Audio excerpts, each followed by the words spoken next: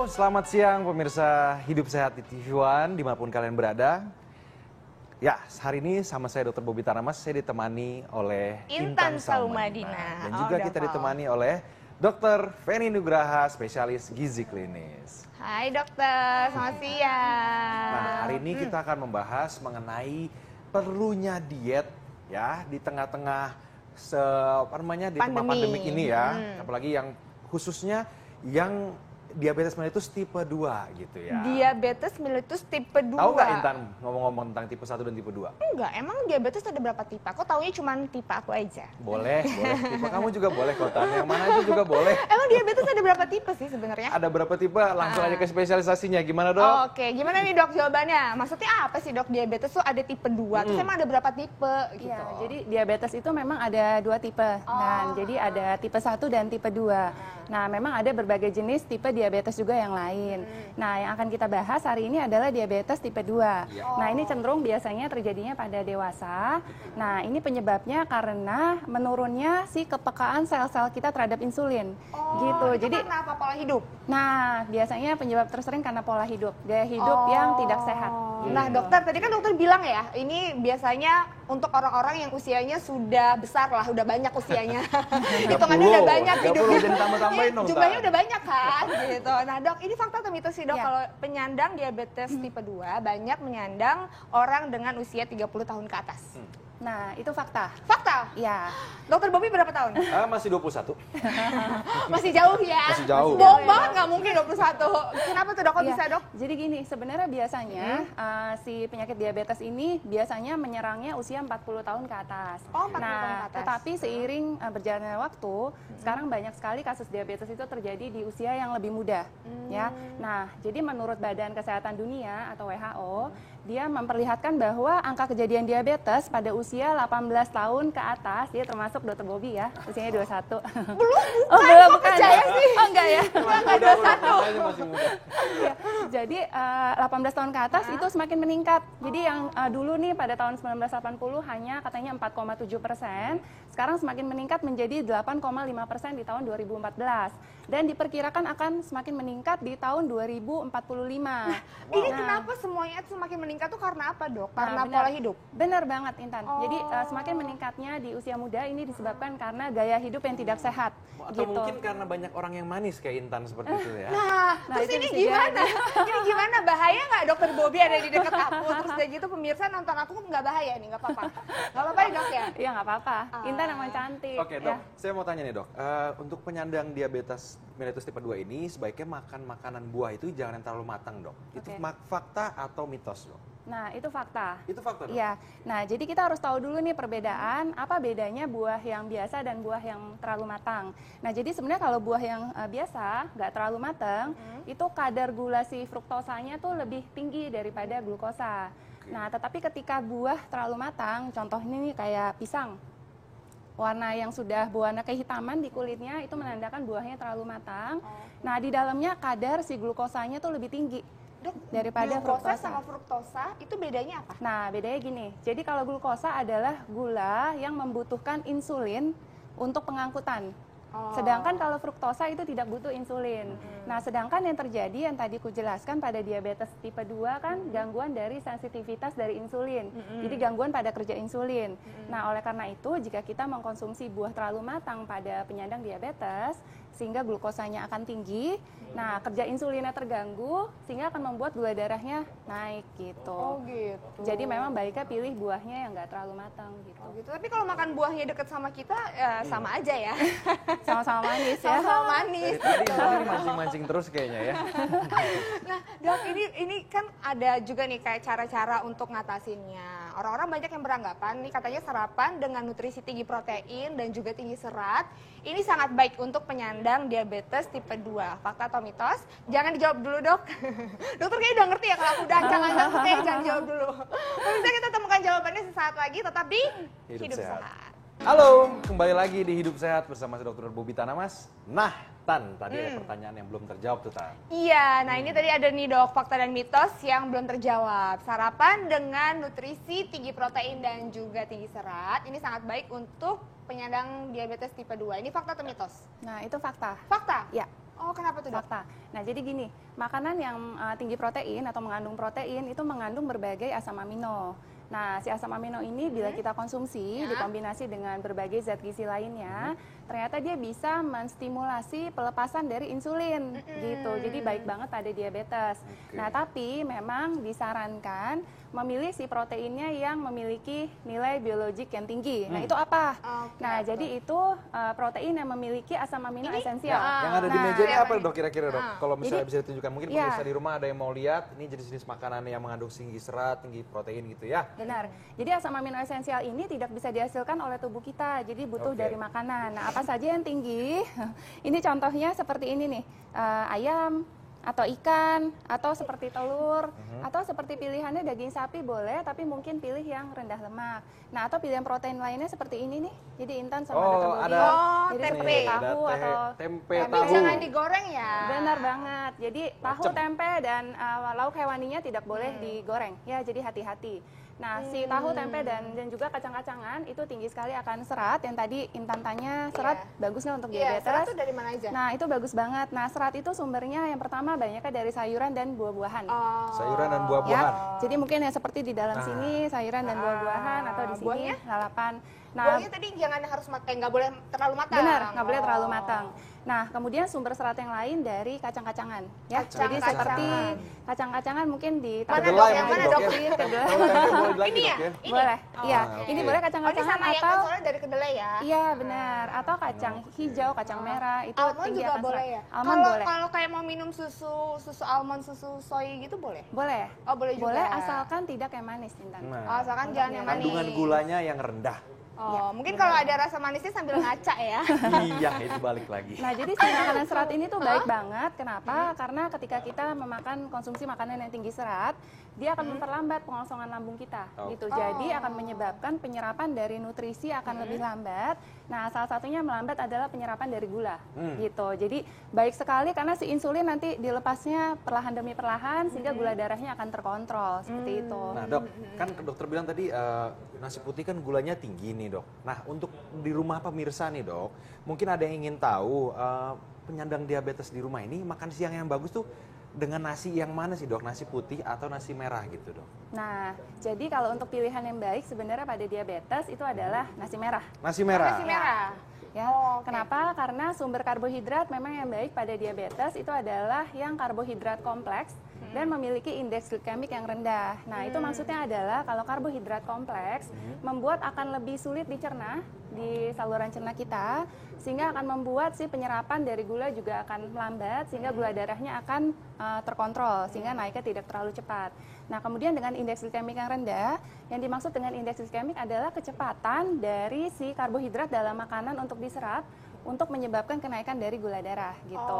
Nah, si nasi merah ini nggak hanya nasi merah, jadi nasi sekarang ada berbagai warna ya. Ada yang warna hitam juga dok Iya, ya saya lihat ya. Ada nasi hitam, nasi coklat. Terus ada juga yang baru shirataki ya Shirataki. namanya. Nah, itu Yang biasanya untuk diet ya bening-bening kan. itu, Iya, itu rendah kalori. Iya. Nah, sebenarnya kalau untuk nasi merah, nasi coklat dan hitam, ini termasuk ke dalam karbohidrat kompleks dan indeks glikemiknya rendah dan dia juga tinggi serat. Nah, tahu nggak? Ini kan berwarna nih si nasi Ya, dok. ini. Nah, si warna di nasi ternyata dia mengandung tinggi akan antioksidan. Gitu. Jadi baik sekali dikonsumsi bagi penyandang diabetes. Oh ini bagus untuk diabetes dok berarti dok ya? Benar, Iya. karena si antioksidan ini akan menurunkan peradangan dalam dalam tubuh. Iya. Dok, tapi kan udah nasi merah nih makannya. Lauknya nih dok gimana nih dok? Nah, untuk makan lauk- siang. Untuk makan siang, oke. Kalau untuk lauknya lebih baik pilih jangan yang digoreng, udah Jangan pasti. yang digoreng kalau digoreng. siang ya. Jadi pemilihannya ada yang lain selain digoreng, jadi mungkin bisa seperti ini dipanggang atau bakar, atau mungkin seperti pepes, jadi seperti pepes tahu, atau direbus, atau dikukus, atau dibikin sop juga boleh. Nah dok, kalau misalnya ini kan menu nasi merah ini untuk makan siang dok, apakah ada perbedaan untuk sarapan, makan siang atau makan malam dok, menu-menunya gitu dok? Oke, jadi sebenarnya yang harus diperhatikan pada penyandang diabetes memang ada 3. Jadi yang pertama adalah jenis makanannya, kemudian yang kedua jumlahnya dan juga jadwal makannya. Nah, untuk jenisnya tadi mungkin sudah saya jelaskan. Jadi pemilihannya adalah yang karbohidrat kompleks dengan indeks glikemik yang rendah, kemudian tidak boleh mengkonsumsi makanan yang digoreng, kemudian yang tinggi akan gula juga tidak boleh. Kemudian untuk jumlahnya harus sesuai dengan kebutuhan. Mungkin kalau ingin dihitungkan untuk penyandang diabetes untuk dietnya mungkin boleh berkonsultasi dengan dokter gizi terlebih dahulu.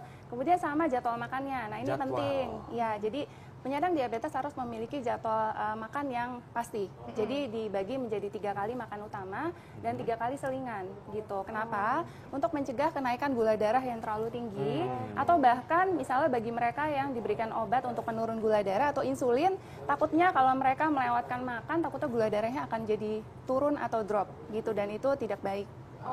Gitu. Nah, ini kalau jamnya itu harus sama nggak sih dok setiap hari? Misalnya sarapan biasanya jam 9, besoknya sampai seterusnya harus jam 9, terus konsisten atau masih boleh lah dalam range waktu yang dekat-dekat gitu? Oke, sebenarnya kalau sarapan memang ada batasannya. Jadi sebenarnya kalau untuk makan pagi itu disarankan mungkin sekitar jam 7 atau jam 9, kemudian selingan sekitar jam 10 atau jam 11, kemudian makan siang antara jam 12 sampai jam 2, lalu selingan sore mungkin sekitar jam 4 atau jam 5, kemudian makan malam sekitar jam 6 atau jam 7, sama hati-hati harus ada selingan malam, terutama bagi mereka yang diberikan insulin. Gitu. Karena takutnya nanti ketika kita tidak makan malam, takutnya gula darahnya cenderung pagi hari takutnya akan Nah dok, kan tadi jam 6 sampai jam 7 nih dok untuk makan malam. Tapi sebenarnya untuk makan malam kita masih boleh makan nasi nggak sih dok? Nah, makan nasi boleh. Boleh? Boleh. Ya. Nah, nasi apa dok? Nasi kadang. Boleh nggak dok nasi padang?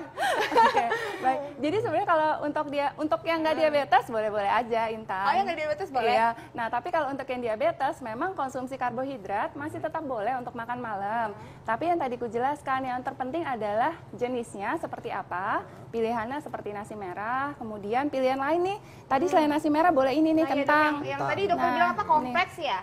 Kompleks. Nah, apa aja sih nih dok karbohidrat kompleks? Iya, contoh dari karbohidrat kompleks. Yang pertama tadi nasi merah, nasi hitam atau nasi coklat.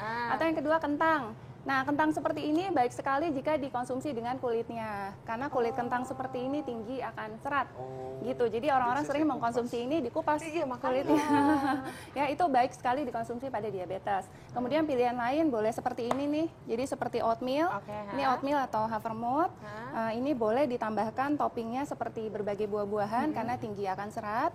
Atau seperti havermut juga boleh. Atau pilihan lainnya seperti ini nih. Ya, ini roti gandum. Roti gandum. Nah, tapi hati-hati sekarang banyak dijual roti gandum yang gandum-ganduman, bohongan. Jadi banyak tepung di dalamnya. Tapi kalau roti gandum yang murni biasanya rasanya keset. Ya, jadi benar dan itu keset di lidah. Jadi biasanya gandumnya itu tinggi sekali dan ini baik. Oke, nah dok, ini menarik sekali nih dok. Karena dokter tadi sempat menyinggung gandum-ganduman. Nah, gimana sih untuk kami dan pemirsa di rumah ini bisa membedakan mana yang ini roti gandum asli, mana ini yang gadungan gitu. Gandum-gadungan. Gitu.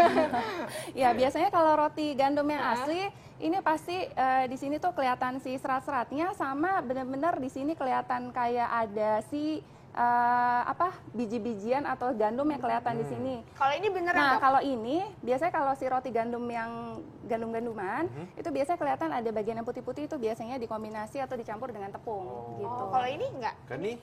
Kalau ini ya setengah soso ya. Ini properti lo dok, properti lo dok. Oh iya. Ini soso ya dok ya? Ya, kalau ini ya agak menuju ke gandum. Cuman lumayan Ya, kelihatan. ini lumayan oke. Jadi pokoknya gitu. bedainnya paling bisa kelihatan kasar ya dok. Kelihatan ya? kasar dan serat kalau dikonsumsi di lidah kita gitu. Oh gitu. Nah dok, ini fakta atau mitos sih dok? Ini kalau penyandang diabetes tipe 2 sebaiknya tidak mengkonsumsi gula tebu. Ini fakta atau mitos? Nah, gula tebu ini adalah fakta. Fakta? Ya, jadi gula tebu ini tinggi sekali Intan kandungan gulanya. Gula tebu tuh gula biasa itu ya dok ya? Ya, Oh, jadi gula memang pasir. gula pasir biasa itu kan dibuat dari tebu ya Tebu ya. biasanya gitu. Jadi si gula tebu ini kalau kita minum nih per satu sajian 250 ml, dia mengandung gula 50 gram.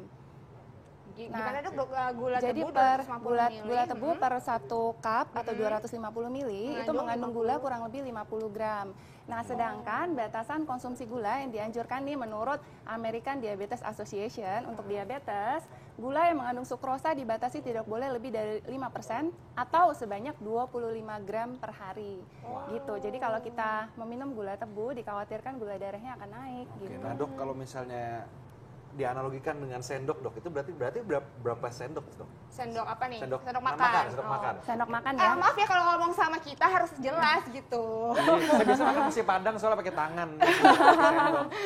Ya, jadi kalau sekitar 25 gram itu kurang lebih sekitar 2 sendok makan. 2 sendok Dua makan. Ya, sendok untuk yang makan, 2 sendok makan gula. Nah, tetapi alangkah lebih baiknya disarankan sebenarnya penggunaan gula itu sebatas bumbu masak. Oh. Jadi kadang kalau kita masak kan suka nambahkan gula, nah hanya sebatas itu. Dan penambahan gula di luar itu sebaiknya tidak disarankan pada diabetes gitu. Atau bisa diganti pakai gula pemanis buatan. Yang alternatif buatan. untuk diabetes itu boleh. Karena mengandung 0 kalori sehingga gula darahnya tidak akan meningkat. Gitu. Oke, yang gula buatan itu ya. Nah, dok, saya mau tanya lagi nih dok. Ini mengenai orang yang suka ngopi nih dok. Ngopi ini kan ada sekarang ngetren ada yang pakai gula ini.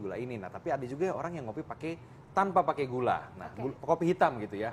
Sebenarnya kopi hitam ini fakta atau mitos sih dok? Baik untuk penyandang diabetes dok? Itu fakta. Fakta dok? Fakta juga Ya, dok? itu Oh, fakta. kenapa, dok? Jadi si kopi ini memang baik dikonsumsi bagi penyandang diabetes karena di dalam kopi itu ada komponen dinamakan asam klorogenat dan kandungan kafestol di dalamnya. Nah, dua kandungan ini sifatnya dia antidiabetik. Jadi dia bisa membantu menstimulasi pelepasan dari insulin dan juga dapat meningkatkan kepekaan dari sel-sel tubuh kita terhadap insulin. Nah, tapi memang benar, dok, konsumsi kopi memang yang baik itu tanpa gula. Tanpa gula, betul, Iya, ya. tapi kalau mau ditambahkan sedikit rasa manis, boleh ditambahkan sih gula buatan yang tadi aku sebutkan. Oh, gitu. tadi dokter bilang apa bisa membuat kepekaan insulin. Bisa buat perasaan jadi lebih peka nggak dok? Nah, dok ini sekarang tips. Terus. Panci kalau udah dapet lepas ya. Nah, dok ini sebenarnya tipsnya apa sih nih, dok untuk penyandang diabetes tipe 2 yang boleh dan tidak boleh dikonsumsi? Tips dari dokter apa nih? Oke, baik. Jadi bagi Anda yang sudah didiagnosis diabetes, sudah pasti Anda harus mengubah gaya hidup Anda. Gitu. Yang pertama, jika Anda mengalami obesitas, itu salah satu faktor risiko diabetes, tentu saja Anda harus menurunkan berat badan, mencapai berat badan ideal. Nah, kemudian yang kedua harus ubah pola makan Anda harus lebih sehat. Pola makan yang sehat adalah pemilihan makanan yang pertama yang tinggi akan serat. Tinggi serat berarti harus konsumsi banyak sayuran dan buah-buahan. Kemudian yang kedua, hindari konsumsi gula yang terlalu tinggi dan lemak yang terlalu tinggi seperti makanan yang digoreng. Kemudian Anda juga yang berikutnya harus melakukan aktivitas fisik. Jadi harus Anda berolahraga, karena dengan olahraga akan membantu untuk meningkatkan si sensitivitas atau kepekaan sel kita terhadap insulin. Nah, disarankan olahraga kurang lebih 30-60 menit per kali, 3-5 kali per minggu, dan dilakukan intensitas sedang. Jadi seperti berjalan, kemudian bersepeda, berenang. Tapi hati-hati, bagi penyandang diabetes sebelum melakukan olahraga lebih baik periksa dulu kadar gula darahnya. Kenapa? Karena jika gula darah terlalu rendah disarankan untuk mengkonsumsi makanan terlebih dahulu sebelum olahraga. Tetapi jika gula darah terlalu tinggi yaitu di atas 250, lebih baik Anda tunda terlebih dahulu olahraga. Nah, lalu yang terakhir nih, Anda jangan lupa untuk selalu periksa kadar gula darah Anda jika Anda menderita diabetes dan juga waspada komplikasi yang terjadi pada diabetes.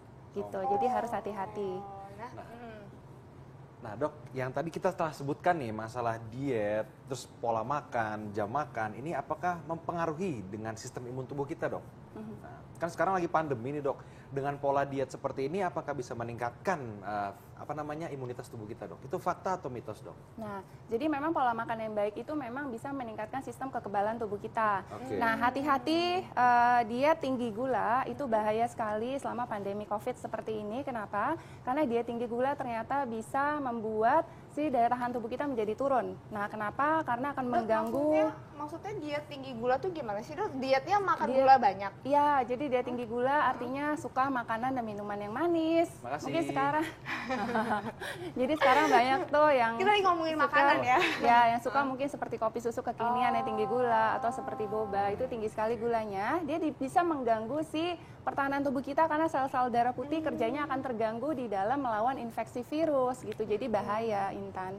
Oh gitu. Nah, kalau kita ngomongin soal imunitas tubuh nih, ini bakalan ada nih selanjutnya Dr. Arlin dan juga Kak Indra Bekti yang bakal ngasih informasi mengenai gimana sih caranya meningkatkan imunitas tubuh dengan salah satu yang ada di Indonesia nih, yaitu sari kunyit. Oh, kunyit. Ternyata Oke. kunyit itu bisa meningkatkan imunitas tubuh. Dokter, makasih banyak. Makasih, dokter. Makasih. Makasih, Nah, pemirsa, Nanti kita akan lihat ya bagaimana sebenarnya cara menjaga imunitas tubuh dengan sari kunyit. Sesaat lagi tetap di Hidup Sehat.